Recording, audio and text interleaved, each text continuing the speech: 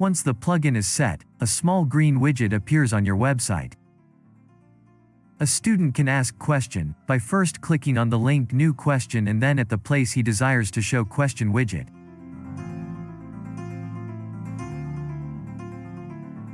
When student asks question, he clicks Submit, a confirmation message in green background appears.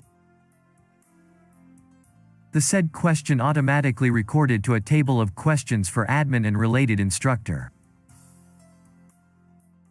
Also an email is sent to the teacher associated with that course. When teacher logs in, he can see all questions raised by various students. He can reply by clicking on the reply button.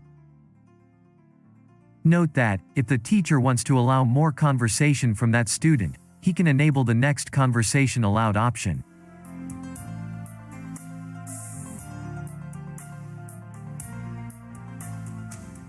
Teacher's reply automatically published just below the question asked by the student. If any other student wants to ask the question, he can use the same widget. When he submit, it will be recorded in teacher's table, and teacher can reply him as well.